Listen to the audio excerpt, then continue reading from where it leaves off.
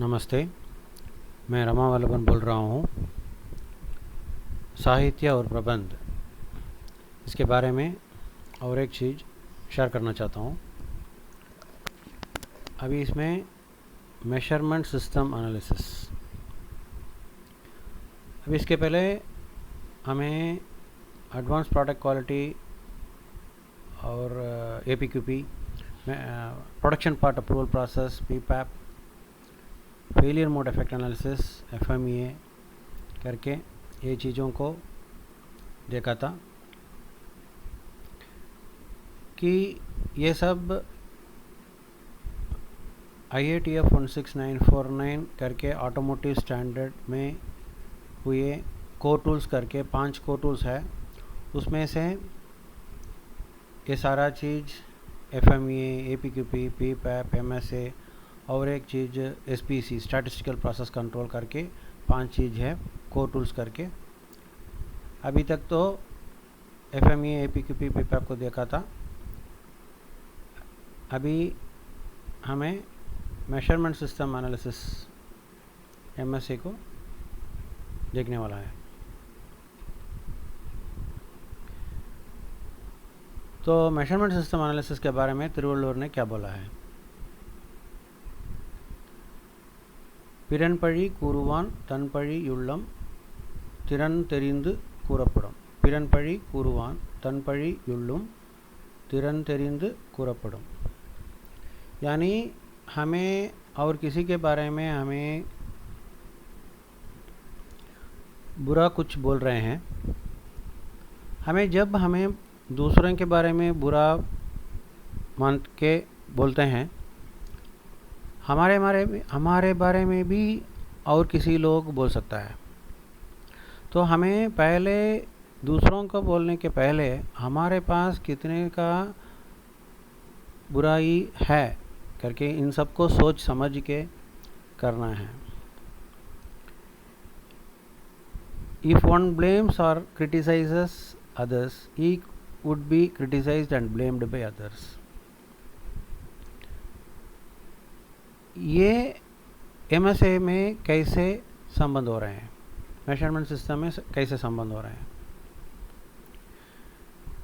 इधर जब भी हमें प्रोसेस को चेक करते हैं, हमें स्टैटिस्टिकल प्रोसेस कंट्रोल करके और एक चीज़ अगले एपिसोड में देखने वाला है।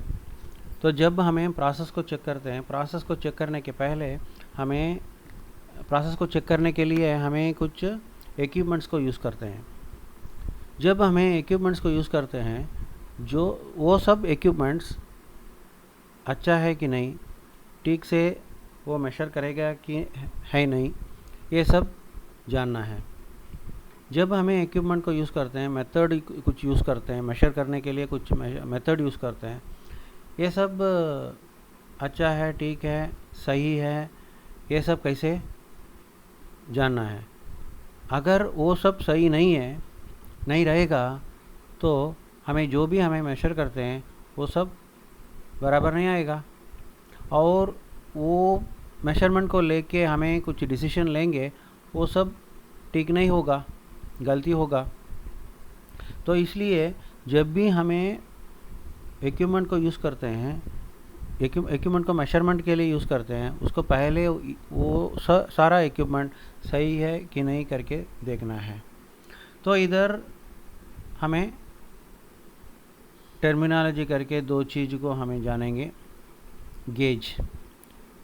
गेज बोलेगा तो ये भी मेजर का है, नाप बोल सकता है, माप बोल सकता है, प्रमाण बोल सकता है। ये मेजरमेंट को भी प्रमाण बोल सकता है, सिस्टम को प्रणाली बोल सकता है। तो गेज को क्या बोलते हैं? जो भी डिवाइस हमें मेजरमेंट के लिए यूज़ करते हैं, उसको यूज़ करके वो किसी चीज़ का मेजर लेते हैं, तो उसको बोलते हैं गेज। और मेजरमेंट सिस्टम क्या होता है? सिस्टम बोलेगा तो प्रणाली, मेजरमेंट बोलेगा तो प्रमाण बोल सकता है, माप बोल सकता है। द कलेक्शन ऑफ ऑपरेशंस, सारा ऑपरेशंस को इकट्ठा करके कौन सा को इकट्ठा करेंगे, क्या प्रोसीजर्स यूज़ करते हैं, क्या मेथड यूज़ करते हैं, क्या तरीका यूज़ करते हैं, कौन सा गेजेस यूज़ करते हैं, कौन सा इक्विपमेंट यूज़ करते हैं, कौन सा सॉफ्टवेयर यूज़ करते हैं और कौन सा आदमी लोग यूज़ करते हैं। ये सारा चीज़ जो भी एक चीज़ को मेशर करने के लिए प्रयोग करते हैं उसको बोलते हैं मेजरमेंट सिस्टम, प्रमाण प्रणाली, मेजरमेंट सिस्टम ये बोलते हैं। तो मेजरमेंट सिस्टम में क्या क्या अनिश्चय हो सकता है, अनसर्टेनिटी हो सकता है, निश्चय हो सकता है मेजरमेंट में। डेफिनेशन ऑफ मेजरेंट, मेजरेंट बोलेगा तो जो पैरामीटर हमें यूज़ करते हैं उसको बोलते हैं मेजरेंट। उसको कैसे डिफाइन करते हैं, लेंथ, लेंथ बोलेगा तो कैसे डिफाइन करते हैं, वो डेफिनेशन में भी अनिश्चय हो सकता है। और मेजरिंग प्रोसीजर, सो कौन सा मेथड में वो मेजरिंग करते हैं उसमें भी अनिश्चय हो सकता है। फिजिकल कांस्टेंट्स हमें पाई करके यूज़ करते हैं, पाई को बोलते हैं 3.14 करके, 3.14 के बाद 111 करके कुछ हो सकता है, वो फिजिकल कांस्टेंट्स, उसमें भी अनसर्टेनिटी हो सकता है। एनवायरनमेंट, वातावरण, वो टेम्परेचर हो सकता है, ह्यूमिडिटी हो सकता है, डस्ट एनवायरनमेंट हो सकता है, वो कौन सा एनवायरनमेंट का है, वो एनवायरनमेंट से भी अनसर्टेनिटी हो सकता है। मेजरिंग इक्विपमेंट, मेजरिंग के लिए जो इक्विपमेंट यूज़ करते हैं ना उसके हिसाब से भी, उसके कारण से भी अनसर्टेनिटी हो सकता है। Reference element of the measuring equipment, जो भी हमें मास्टर यूज़ करते हैं, जब भी हमें ये कार्यक्रम प्रस्तुत करूँगा तभी हमें बोलूँगा कि मैं भी एक इधर मास्टर हूँ, सारा लोग जो भी लोग इसको सुन रहे हैं सारा लोग सैंपल हो सकता है। सो जब मास्टर मैं कभी कभी जो भी बोल रहा हूँ, मैं ये सारा वार्ता यूज़ करके, भाषा यूज़ करके मैं समझाने के लिए कोशिश कर रहा हूँ।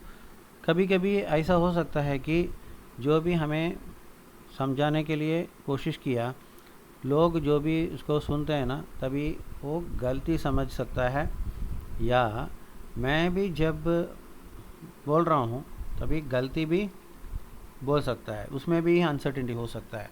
वैसा ही जो भी हमें मास्टर यूज़ करते हैं, स्टैंडर्ड यूज़ करते हैं, वो स्टैंडर्ड में भी कुछ अनिश्चय हो सकता है, अनसर्टेनिटी हो सकता है। मेजरमेंट सेटअप, वो सेटअप कैसे हुआ है, वो क्या कौन सा फिक्सर यूज़ किया है, जिग यूज़ किया है, मेजरिंग का लेवलिंग कैसे, मेजरिंग इक्विपमेंट का लेवलिंग क्या है, कैसे सेटअप किया है, और सॉफ्टवेयर कौन सा सॉफ्टवेयर यूज़ किया है, कैलिब्रेशन कैसे हुआ है, और मेट्रोलॉजिस्ट वो ऑपरेटर लोग, अप्रेसर लोग वो कौन है, उन लोगों का कॉम्पिटेंसी लेवल कैसा है, स्किल लेवल कैसा है, और मेजरिंग ऑब्जेक्ट, जो भी ऑब्जेक्ट हमें यूज़ करते हैं मेजरिंग के लिए वो भी कंट्रीब्यूट कर सकता है। ये एमएसए किसके लिए करना है, अब इधर देखने पर ये टोटल डिज़ाइन टॉलरेंस, ये डिज़ाइन टॉलरेंस में हमें जब भी मेजर करते हैं ऑपरेटर के हिसाब से कुछ एरर हो सकता है, इंस्ट्रूमेंट के हिसाब से कुछ एरर हो सकता है, इन दोनों मिलके 10% के अंदर होना चाहिए। इधर रेड जोन क्या है, जो भी हो इसके अंदर होना चाहिए, 10% के अंदर होना चाहिए। वैसा ही वो कैलकुलेशन बोलेगा R&R में। अगर ये ज़्यादा होगा तो क्या होगा, हमारा एरर मतलब ऑपरेटर और इंस्ट्रूमेंट का एरर ज़्यादा होगा तो क्या होगा। प्रोसेस का टॉलरेंस है ना, ये ग्रीन वाला जो है, हरा वाला जो है, ये प्रोसेस का टॉलरेंस का जगह है। ये क्या होगा, इधर ज़्यादा होने पर इधर भी ज़्यादा होगा, तो अभी प्रोसेस टॉलरेंस एक्सीड हो जाएगा। तभी क्या होगा, प्रोडक्ट तो ठीक स्पेसिफिकेशन के अंदर रहेगा लेकिन हमारा इक्विपमेंट और ऑपरेटर मिलके मेशर करने पे गलती करके उसको आउट ऑफ टॉलरेंस करके मेशर करके बोलेगा। जब वो आउट ऑफ टॉलरेंस बोलेगा ना, उसको हमें रिजेक्ट करके हमारा कंपनी में रख देंगे। तो क्या होगा, इसको बोलते हैं प्रोड्यूसर रिस्क करके।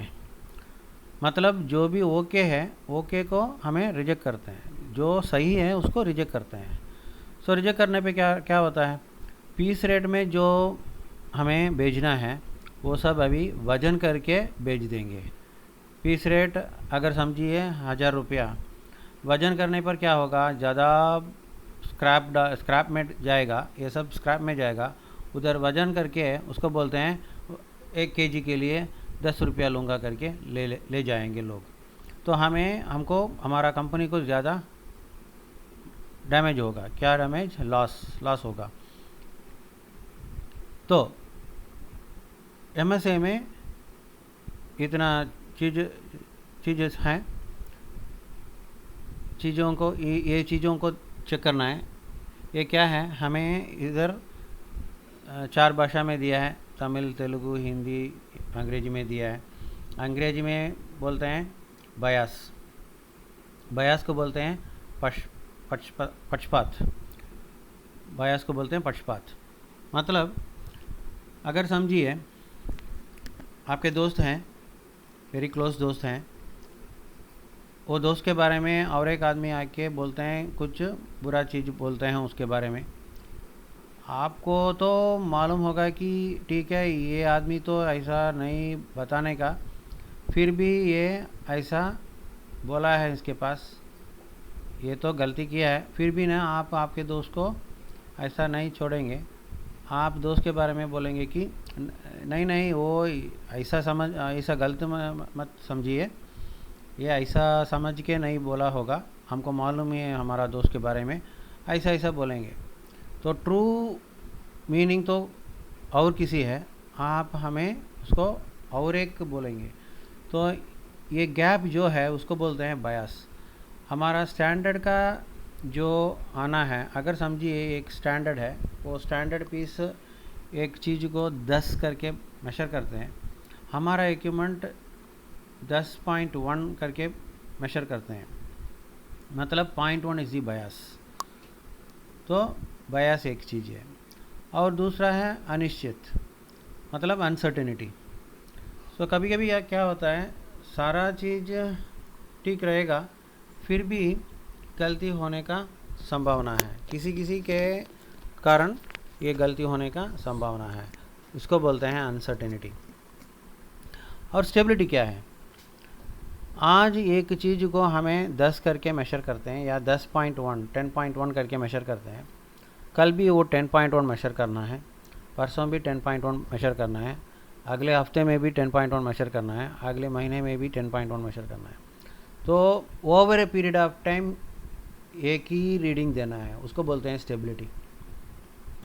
सो लीनियरिटी। और लीनियरिटी क्या होता है, bias should be equal throughout the working range. इसका मतलब क्या है, अगर हमारे पास एक वर्नियर है, 0 to 150 वर्नियर समझिए, अगर 10 को 10.1 मेशर करते हैं, 20 को 20.1 मेशर करते हैं, 40 को 40.1 मेशर करते हैं, 100 को 100.1 मेशर करते हैं, 150 को 150.1 मेशर करते हैं, तो 0.1 तो पूरा जगह में एक ही है, इक्वल है। जब bias throughout the working range equal रहते हैं, उसको बोलते हैं लीनियरिटी, रैखिकता, इसको ऐसा बोलते हैं, रैखिकता करके बोलते हैं। और दूसरा रिपीटेबिलिटी, पुनरावर्तनीयता। रिपीटेबिलिटी क्या होता है, एक इक्विपमेंट में बार बार चेक करने पर एक ही रीडिंग देना है, कितने बार भी चेक करेंगे उसकी, एक ही इक्विपमेंट में एक ही रीडिंग देना है, उसको बोलते हैं रिपीटेबिलिटी। रिप्रोड्यूसिबिलिटी क्या होता है, अगर मैं चेक करता हूँ 10 को 10.1 मेशर करता हूँ, आपके पास देता हूँ, आप भी 10.1 मेशर करते हैं, और कोई को देते हैं, वो भी 10.1 बोलते हैं। सो रिप्रोड्यूसिबिलिटी बोलेगा तो different people same piece same equipment, इसको रिप्रोड्यूसिबिलिटी बोलते हैं।